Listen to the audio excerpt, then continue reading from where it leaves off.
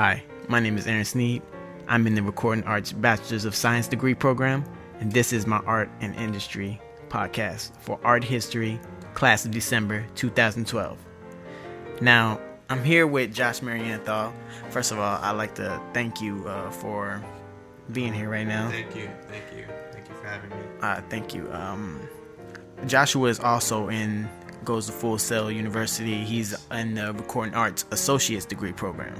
Josh, you mind telling us a little bit about yourself? I've been playing piano since I was in 8th grade. I started really getting serious with it when I was in 9th grade. I started getting into music throughout high school.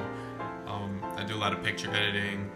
I do some video editing, but mostly a lot of music. So you would say you're really well informed about all different arts and everything? Yeah, I would say. So what do you see as the role of the visual arts in our mass media world, in particular in your profession? Imagery for the most part, creating a better understanding of how things, look, or maybe how they feel, depending on their color choices or maybe the setting of the image, even like album covers. When you go buy an album, or like when you go to a record store, you can know nothing about this album, and you see the artwork on the album, and emotionally you're connected to it, right? And that draws you to buy that album. I'm part of a band called Flows Like Wine, and I do a lot of picture editing for promotions for the band. And really, the whole goal behind when I'm editing these pictures for promotion, I'm thinking about what's gonna emotionally draw them to this picture, to this artwork on the album or on the mixtape, and then from there, how is that gonna draw them to the band and to the music? Right. So you can see how it all draws together in a way. Right. Right. Great answer. Now, as you know, it's like we live in this generation. We have a lot of technology and everything, and like Facebook, Twitter, right. Photo Bucket. We just have all this basic, technology of gizmos and gadgets. Definitely evolved. Yeah. Now, what with new communications and media technologies, imagery is almost instantly available. Sure. Do you believe that this is having a positive or negative influence in the industry? Wow. I think a little bit of both. In a positive way, it gives an artist a lot of recognition.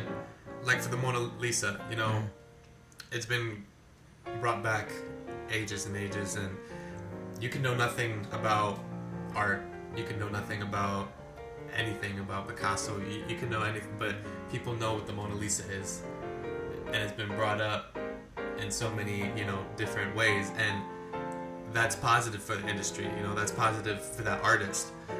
In a negative way, when people take credit, say for instance in music, since that's really what I know most about music, sampling has when you take somebody's piece or idea and you put it in your song and you take credit for that idea and they get no recognition, that could also be a downfall.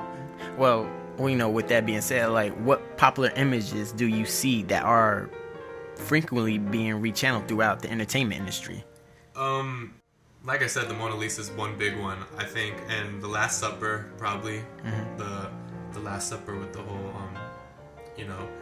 Jesus at the table and everybody eating, from Leonardo da Vinci. I think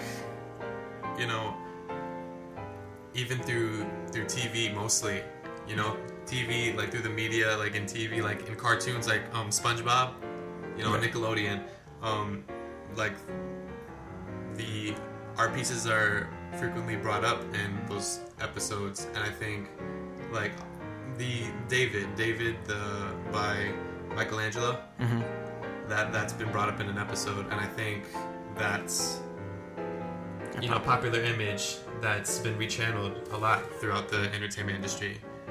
Are there particular images that this industry has popularized? Oh, definitely.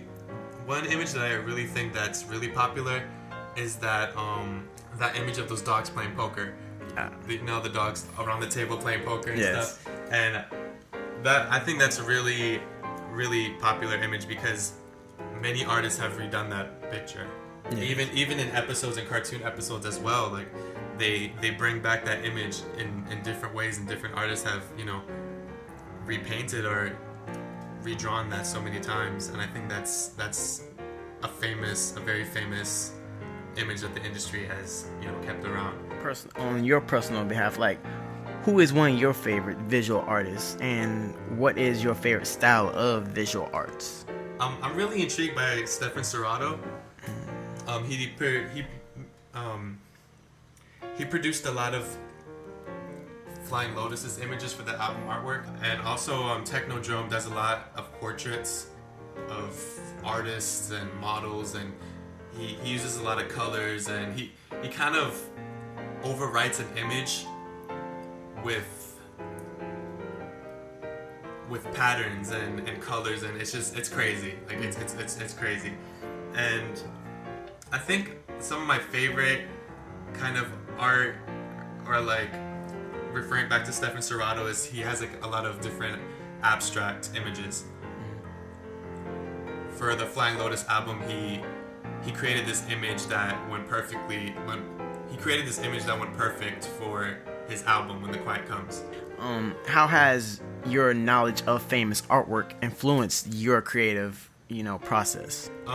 It's actually influenced it a lot. I mean, staying trendy but staying simple, I think it's very important. Finding, a fine line between that is very important, and also staying very emotional and expressive, and not being afraid to be expressive, and step a little bit out of your box, and show the world. Don't be selfish, yet be secure about it. Well, I mean, that's all the questions I have for you right now. And before we leave, I'd just like to thank you again for, agreeing to this interview. And I really appreciate it. Again, it's a great conversation. Yes. I really enjoyed this whole conversation. And I really hope that y'all enjoyed this podcast. And again, I'm Aaron Sneed, class of December 2012. And I'm here with Joshua Marianthal. He's also in the Recording Arts Associates program at Full Sail University. Thank you, and take care.